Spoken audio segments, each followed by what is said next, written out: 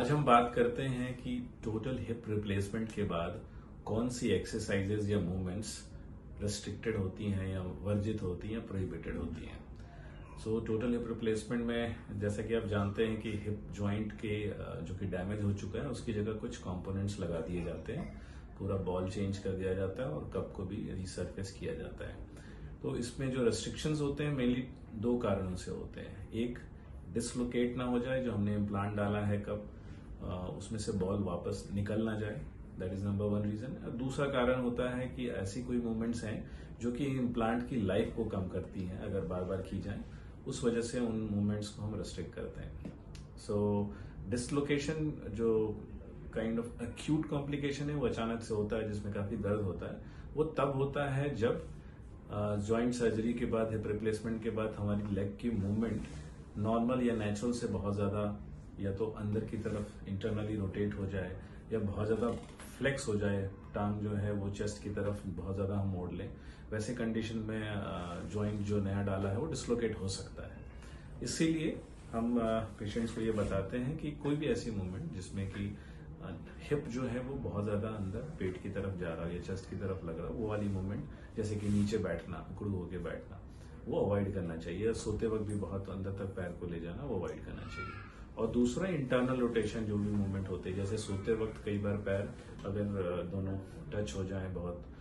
अंदर की तरफ, इनफ्लेक्शन मतलब मुड़ा भी हो और अंदर की तरफ रोटेट भी हो जाए, या फिर दोनों पैर ज्यादा क्रॉस कर जाए, ऐसी जो पोस्चर्स हैं इसमें डिसलोकेशन के चांसेस बढ़ जाते हैं। हाउएवर, जो नई टेक्निक है, नए इम्प्लांट्स हैं, अगर उनको सही तरीके से यूज किया जाए, सर्जिकल टेक्निक अच्छी है, सॉफ्ट टिश्यू रिलीज ज्यादा नहीं किया है, बैलेंस अच्छा है, तो फिर आज की डेट में हम मोस्ट ऑफ द पोस्चर्स जो है एक्सेप्ट कर लेते हैं। इनफैक्ट उकड़ू बैठना भी आज की डेट में बिल्कुल ही कॉन्ट्राइंडिकेटेड नहीं रह गया है, इवन विद पोस्टीरियर अप्रोच।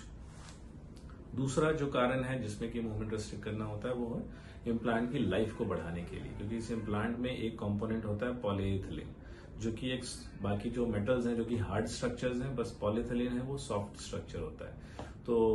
अगर जो मूवमेंट हो रही है मिलियंस ऑफ साइकिल्स, उसमें वो पॉलीइथिलीन धीरे धीरे घिसता रहता है, वेयर आउट होता रहता है, और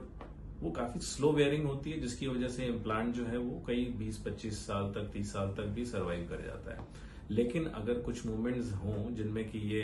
पॉलीथिलीन का वेयर आउट फास्ट हो जाए, जैसे कि बहुत ज्यादा जंप कर रहे हैं, रनिंग कर रहे हैं, सिंगल बैडमिंटन या टेनिस खेलते हैं, तो ये सॉफ्ट स्ट्रक्चर जो है पॉलीथिलीन, उस पर ज्यादा फ्रिक्शन आएगा, वो ज्यादा घिसेगा, वो उसका वेयर आउट ज्यादा होगा, और जिससे कि इम्प्लांट लूज जल्दी होगा। तो जो 20-25 साल का हम सर्वाइवरशिप बताते हैं वो हो सकता है 10 साल 15 साल में ही इम्प्लांट फेल होने लग जाए। तो रनिंग हो गई, सिंगल खेलना, डबल तो is okay, but single badminton या टेनिस खेलना, यानी लंजेस करना और जंप करना, ये सारे एक्टिविटीज को हम जनरली मना कर देते हैं। लेकिन ये एब्सोल्यूट अगेन कॉन्ट्राइंडिकेशन नहीं है, वंस इन अ वाइल आप ये सारी एक्टिविटीज भी कर सकते हैं। तो इन शॉर्ट हम ये कह सकते हैं कि most of the activities,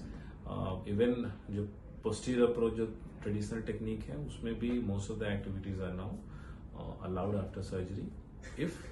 surgery के दौरान बैलेंस अच्छा अचीव हुआ है और इम्प्लांट पोजीशन अच्छा अचीव हुआ है।